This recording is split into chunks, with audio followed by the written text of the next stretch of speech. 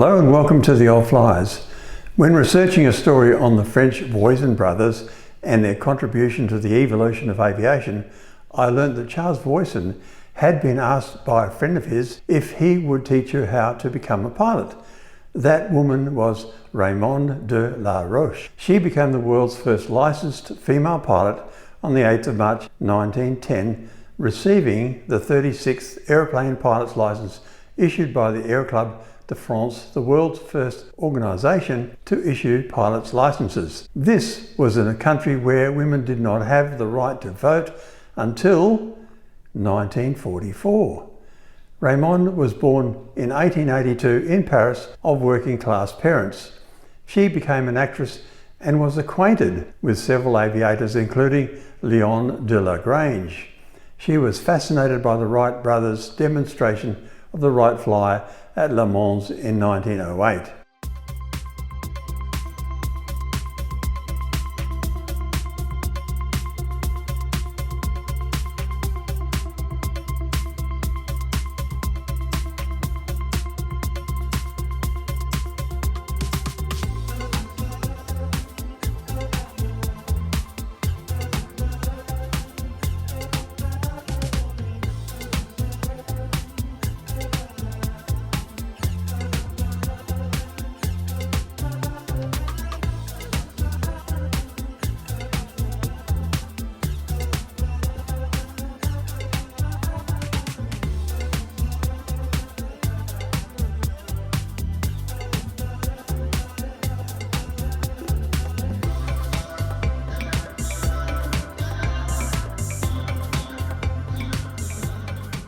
In October 1909, de Laroche appealed to her friend aviator and aeroplane builder Charles Voisin to instruct her on how to fly.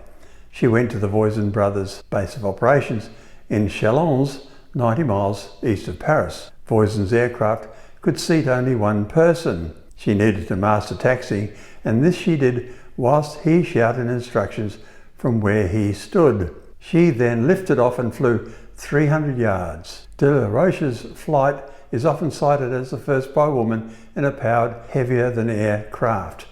Charles Voisin had expressly forbade her to attempt to flight after taxiing twice across the airfield. However, she took off, flying 10 or 15 feet high and handling the controls with cool, quick precision. Gabriel Voisin wrote later, "My brother was entirely under her thumb." It sounds like it. The story of de Laroche as a headstrong woman making the flight after scant preparation and against Voisin's orders almost certainly romanticises what took place. The following day, she circled the flying field twice, the turnings being made with consummate ease. During this flight of about 4 miles, there was a strong gusty wind blowing, but after the first 2 turnings, she said that it did not bother her as she had the machine completely under control. There is evidence that 2 other women, P. van Potslangenberg and Therese Peltier, had flown the previous year with Henry Farman and de Lagrange, respectively as passengers but not as pilots. De Laroche participated in aviation meetings at Heliopolis in Egypt as well as St. Petersburg, Budapest and Rouen. During the show in St. Petersburg, she was personally congratulated by Tsar Nicholas II. De Laroche's efforts were not trouble-free.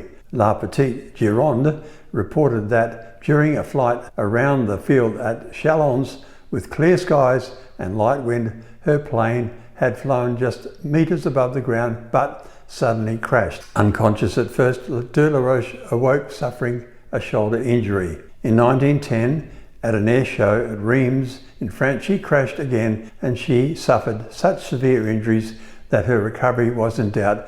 But 2 years later, she was fit again and had returned to flying. Remember, these aircraft were primitive by today's standards and crashes causing injury, not death, a result of the low speeds attained.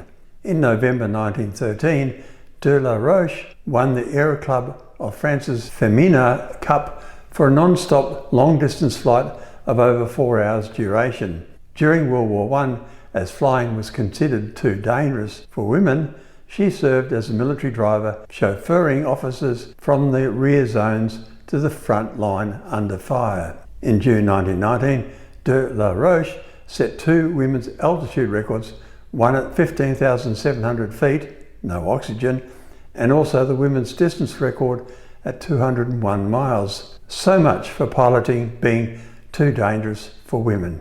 On the 18th of July 1919, de Laroche, who was a talented engineer, went to the airfield at Le Crétoy as part of her plan to become the first female test pilot. She co-piloted an experimental aircraft that, on its landing approach, went into a dive and crashed, killing both de Laroche and the co-pilot. There is a statue of de Laroche at Paris-Le Bourget Airport in France. From the 6th to the 12th of March 2010, to celebrate the centennial of licensed women pilots from 8 countries on 3 continents used 20 types of aircraft to establish a new world record. 310 girls and women introduced to piloting by women pilots in 1 week. Women of Aviation Worldwide Week is held annually during the week that includes March 8, which marks the anniversary of Raymonde de Laroche's pilot license. Thank you for watching. Like and subscribe, and that will encourage new work.